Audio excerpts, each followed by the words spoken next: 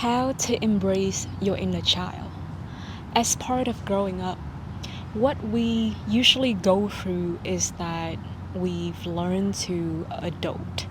We've learned to shut down the voice of our inner child, sometimes even being really mean to it, calling it stupid or foolish or making fun of it in a lot of cruel way that you would never say to any child.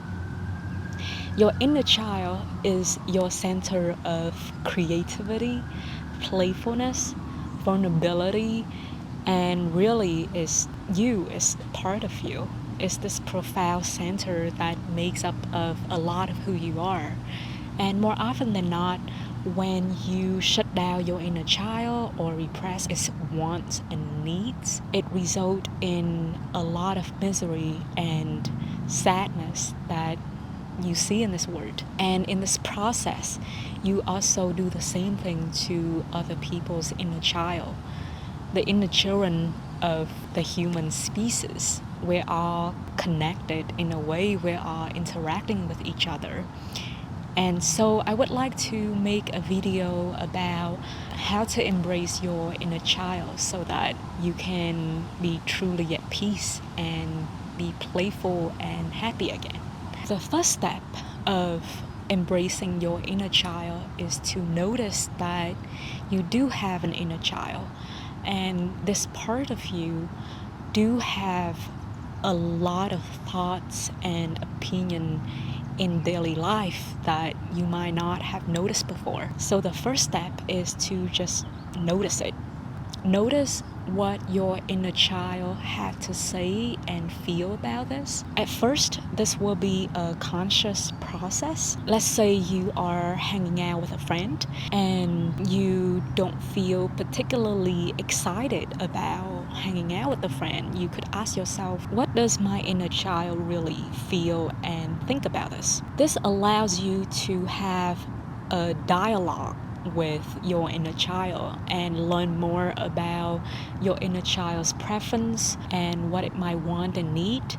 Maybe it was in an introverted mood and it preferred for you to just hang out with it by itself. Or maybe with this particular friend, all they ever do is talk to you about adult stuff, serious stuff, and really just in a lighthearted mood to adventure and have fun and go on a walk or something. If this was the case though, then you could also tell the friend that you're meeting, hey, I'm more in a mood to have lighthearted conversation or be playful, and so you won't have to force your inner child to go through an experience that it might not necessarily prefer at the moment. After you have started to notice your inner child, you could continue to have this sort of dialogue. You could ask even more questions. You could be really curious about it.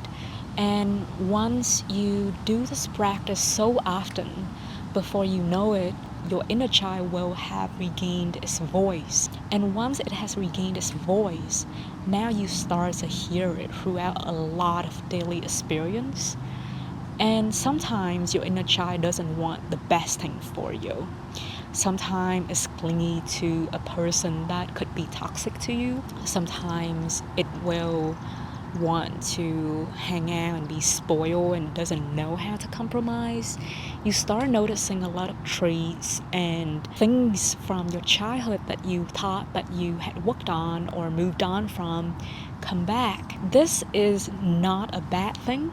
This allows you to reparent yourself and also address the deeper need within these things that your inner child might ask for. So, for example, if you're clingy to someone who might not necessarily be good for you, you could provide your inner child that same love that it so wants. Oh,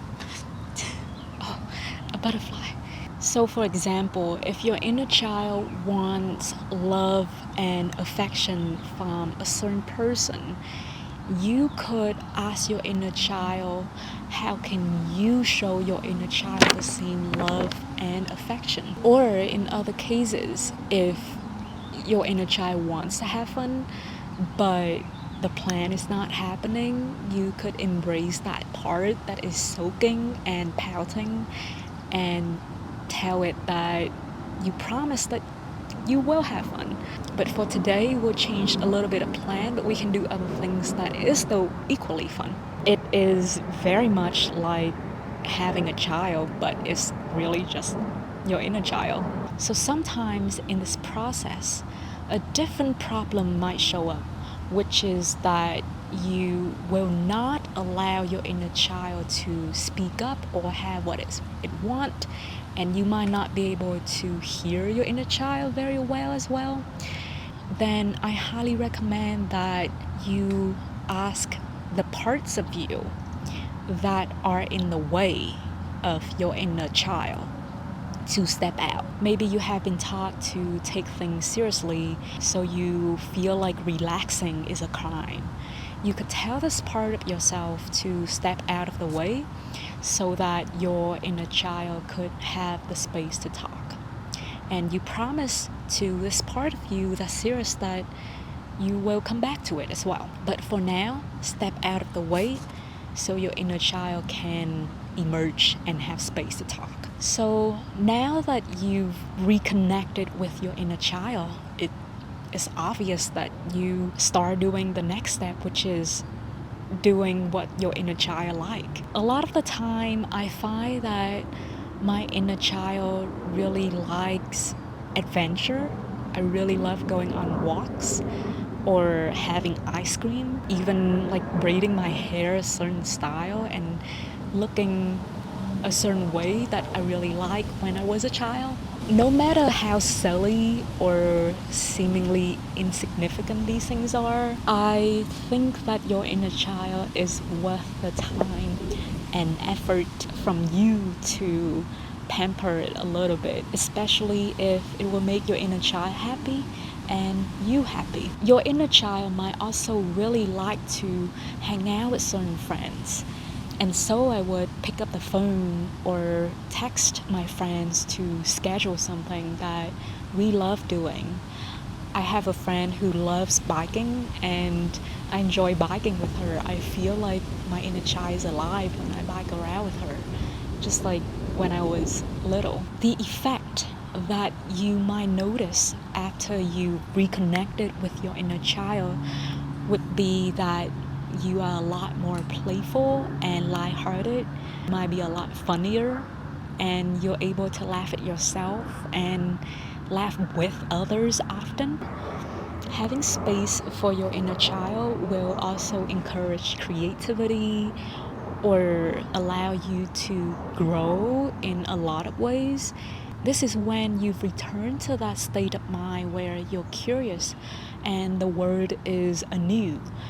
And this process is very important in terms of self-development and growth. Now that you've cultivated the relationship with your inner child, then it comes a really important step of protecting your inner child. You will often see that people are disconnected with their inner children. Sometimes they could be very mean. Sometimes they might misunderstand you or try to tell you who you are in a bad light. In these phases, I noticed that there's a tendency for people to want to withdraw or to feel like they're better off alone to protect their inner child. But the truth is, life is gonna happen and you're gonna meet a lot of people, and you can't go camping in the wood forever or live by yourself. But you could promise your inner child that no matter what, you will prioritize them and you will protect them with all their might. And even if people misunderstood you or your inner child, or if people tell you who you are, you will advocate for your inner child. This process is very important because this is how you will live harmoniously with others and protect your inner child without being aggressive or being overly protective of your inner child. So that's how I work with my inner child, and that's the things that I find on my journey. This is Self-Seen, a channel that allows you to see me and I to see you. Please like, subscribe, and in the comment, let me know what is your relationship with your inner child right now. Thank you.